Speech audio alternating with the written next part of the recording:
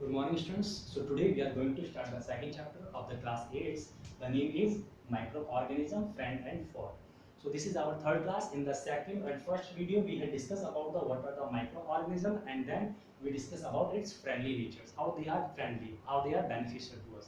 So in this video, we will be discuss about how are they foe to us, what are the harmful microorganism, and how they are harmful to us. So we know that there are some microorganisms which cause some diseases. Okay, not only to the human beings, they also disease. They also cause to the disease in the plant and the animals also. So they diseases cause and microorganism. They will be known as the pathogens. Okay, so we can say we are categorize the all harmful microorganisms. They cause the diseases that will be known as the pathogens, and they can be any bacteria, virus, fungi, any group of microorganisms. Okay, so now we will be discuss about disease causing microorganism in the human beings, how the microorganism infect to the human beings and how they enter it. We know microorganism is present in the everywhere. They will be found in the water, they will found in the air, they will found into the soils also. So there are many ways they can be transmitted to the our bodies, and how they transmit we know. Suppose if we are breathing, so air we are inhaling, so through air some bacteria is also inhale us or enter in our body. So we can say the microorganisms are entering our body through airs. They can be entered through the waters, and they can be entered through the some food substances. So there are large number of the way they can be transmitted to the human beings. Okay, so firstly we will be discuss here there are some certain diseases which can easily transmit from a one person to another person, and that kind of the diseases is known as the communicable diseases. Communicable disease. So those disease which can easily transmit from a one person, one means we can say from a infected person to the healthy persons. Okay, so that kind of the disease will be known as the communicable disease. If I take some example of the communicable disease, like the common cold. Common cold is also easily transmit from a one person to another person, like mm, chicken pox, okay, and tuberculosis. So there are different diseases. There are many diseases which can easily transmit. They will be known as the communicable diseases. And how they transmit from a one person to another person, we know there are many ways. We have already discussed. They can be spread through the air. They can be spread through waters and food substances. Okay. Now we will be discuss about how we can prevent the communicable disease. How we can prevent these communicable diseases. Okay. Prevention of communicable disease. And we also know that is the pandemic. As you know that the COVID-19, it is also a communicable disease because it is frequently infect, or we can say transmit from a one person to another person. So that is also a communicable disease. I can write here. So, okay, COVID-19. Now we are discussing about how we can prevent the communicable disease. Firstly, we know that we have to wash our hand, as you know that, and we have to cover our mouth, eyes, nose, everything. Not the eyes, but I will say mouth and the nose, because they are the mainly openly part of the body where the microorganism can be easily enter in our body. Okay, so we have to cover it. Okay, suppose there is an infected person, and if he had not covered his mouth and the nose, and suddenly he sneeze and the cough, so there definitely some microbes will be transmitted, or the microbes will be spread in the airs.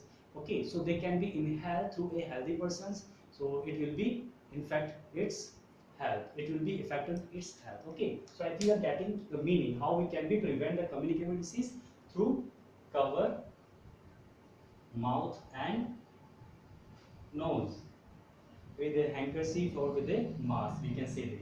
And there are some another, we know the mosquito is also a carrier which transmits the communicable disease. Like malaria is also a communicable disease which carried by the mosquito. So we have to also protect through the mosquito. So preventions, we can also use a mosquito net, what we say, mosquito net. Okay, so we can also use a mosquito net over the bed in the night. So it will be protect us from the mosquito bite. So that is also another method which help us, or which we can use as a prevention from the communicable disease. And another method, we can also use a vaccination method. We know vaccination method is also when we give the vaccinations to a persons, so definitely it will be have to make the antibodies in them, and these antibodies will be have to kill the active virus. So vaccination process is also a prevention for the communicable disease. I think you know that in the childhood, in the children's, though those are less than the 5 years, they generally get the polio vaccines, okay, by the orally. So what are the function of that? The functions, the polio vaccines will be help us to fight against the polio virus. So that is also a kind of prevention method. And there are some another method is also, we have to cover our food, because the foods or liquid substance, I mean the food, water and the food, those substance which we generally used to eat, and they can be easily get infected by the microorganism, because microorganism everywhere and they will be attack on the food substances. So we should have to cover those food substance which are going to eat. Okay, so we don't have to eat the uncovered food substances, because it can be infected food. Okay, because the microorganism can be infected, and we also know that they make it into the harmful. Okay, they make it it's poisonous, or we can say toxic. Now if we talk about the carrier of the diseases, there are some common carriers which carry the communicable disease. And the carriers means, firstly I will just try to explain the meaning of the carriers. Carriers which carry the disease, and it can be carried by the insect. So what kind of the insect we generally see in our homes? Two. One is the housefly, and second is the mosquito. So they are the two insect which are act as a carrier of the communicable diseases. So it can be easily spread. We know housefly and the mosquito both are feed up, grown up into the, where they are the dirt area, like we can say they will be found into the garbage area, and they also feed up through the excreta of animals. Okay, so they are those particular things which are very dirty, definitely they will be found in those area. Okay, and the body, when they will be sit on the garbage, so we know garbage contains the much harmful microorganisms, or then they will be attacked, or they will be stick on the body of the houseflies when the housefly will be sit on the garbage. So its body contain the large number of the microorganism, and when the housefly will be sit on our food substances, so then it will be infect to our foods. And what kind of the happens when our food will be infected by the microorganisms, so it will be lead some diseases. And we already know what kind of the disease, like the typhoid and the like diarrhea, that are the common disease which can easily spread by the housefly. Okay, and malaria, that is spread by the mosquito. Okay, so they are the common insect which carries the disease at our homes. Now we will be discuss about the food poisoning. What are the meaning of food poisoning, and what exactly the food poisons?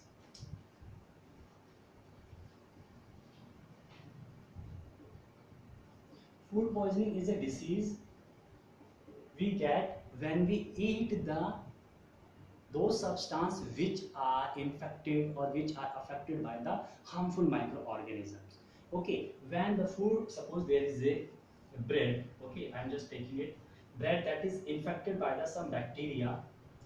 So what will be happen there? They are the harmful bacteria. So definitely they will be react with this, and they will be make a toxic substance. Okay, toxic substance in our food, and it could be the poisonous. Okay, because sometimes in the food poisoning case, the death is also could be. Okay, So they will be make the toxic and poisoning substance when we will eat it. So they will cause a disease that is known the food poisoning. And there are some symptoms like the diarrhea and like headache and vomiting. Okay, so that is the common. Diarrhea means loose motion. So they are the common symptoms of food poisonings. Okay, so generally we have to say that we don't have to eat the outside substances, outside food substance. Why? Because they are unhealthy, they are not hygienes. Okay, so they are large number of the chances they get be infected by the some bacteria or some microorganisms. So they could be the toxics. So I think that the meanings. Now we will be just try to how we can prevent our food substances. We know every food substance which are when we let it for a few hours, so definitely it will be attacked by the microorganism. But how we can be prevent it? There are some certain method we will be discuss here of the preventing, or we can say prevention of food, prevention of food substances. How we can be prevent it? Yeah, I'm writing here by the sun drying. Just I will write here.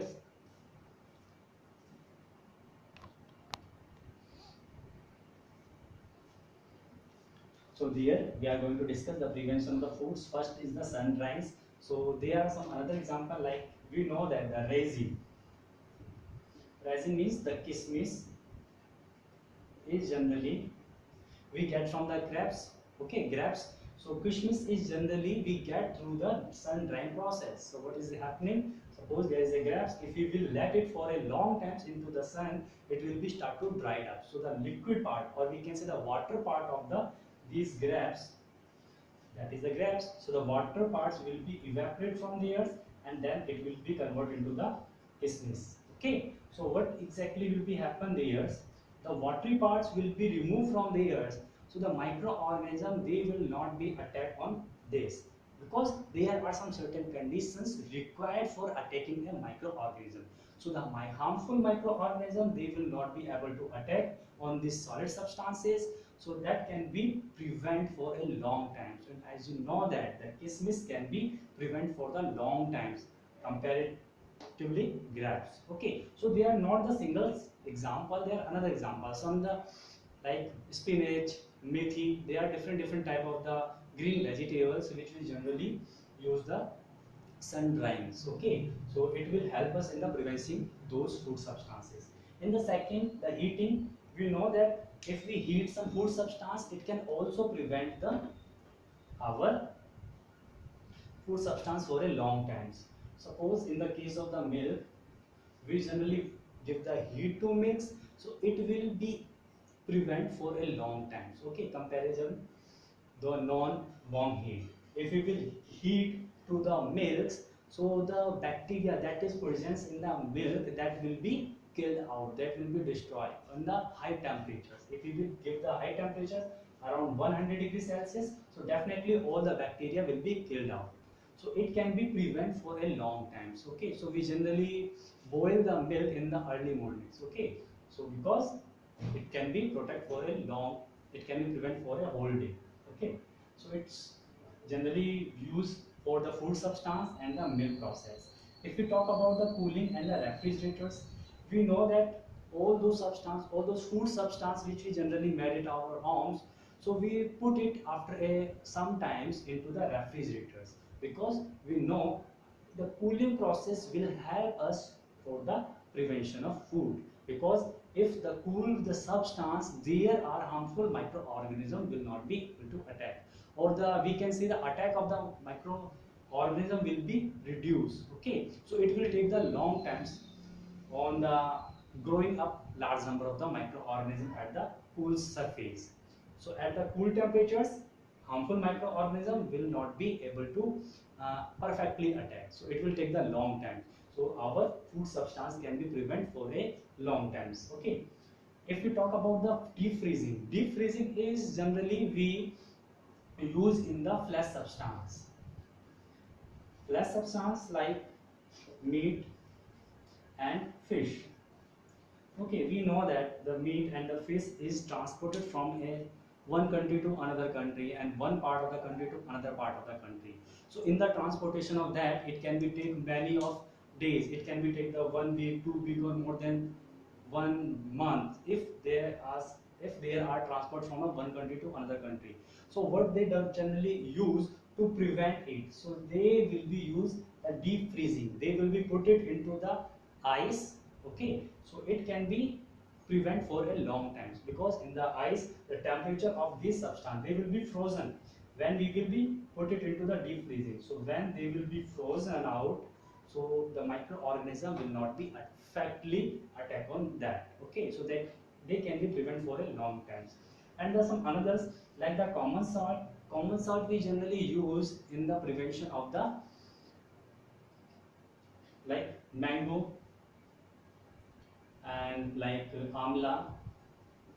Okay, in the formation of the pickle. So generally we make the pickles and there we use the common salt as a prevention. When we add it, so this will make the what we see, this will make the acidity of the substances, and those solutions microorganism will not be able to attack, because the common salt will be make the salty substance of those. Okay, so they will not be easily attack on that. So it is also used as a prevention substances. If you talk about the sugar, so sugar is also used as a prevention food substance. It is generally used into the sweets. If you will be sweets in a sweet shop, so most of the sweet is generally made by the high content of the most of the sweets contains high amount of the sugar. So what are the function of that? It will be protected from the preventions. Okay, so how? Because they are the highly sugary natures, so it can also make the layers. Okay, so it will also protect from the effect of the microorganism. In the case of the pasteurize is a process which we generally use into the milk industry. I think you have seen when we take a packet of the milk, so it can be, there is an expiry date of the after 2 or 3 days. So what is the meaning of that? It will be spoiled out after the 2 or 3 days. So it is pasteurized. Pasteurized is comparatively the heating process. It is more preservatives, because there are the two processes involved. First is the heating, and then suddenly quickly cooling process. Okay, so what exactly happened in the pasteurizing process? That is only used in the industry levels, because we have to preserve it for long times. Okay, so firstly we will be make the milk and we will heat it at the high temperature around 80 to 90 degrees Celsius, and then suddenly we put it into the refrigerator, highly cold refrigerator, where the highly low temperatures. Okay, so what will be happens when we will heat it, the microbes, the harmful microorganism that was present in the milk, that will be killed out. And when we will be when we will be put into the refrigerator, into the highly what we say the quickly coolings, so it will also mandate the solid formation of the substance. So in the cooling process, we know that cooling will be resist to the attack of microorganisms. So it will also help in the prevention of the food substances. And I think you get the meaning of that, how it will be preserve our food substance, and we use these different way for the different food substances. Okay, so if you have any questions, you can ask. Okay, thank you.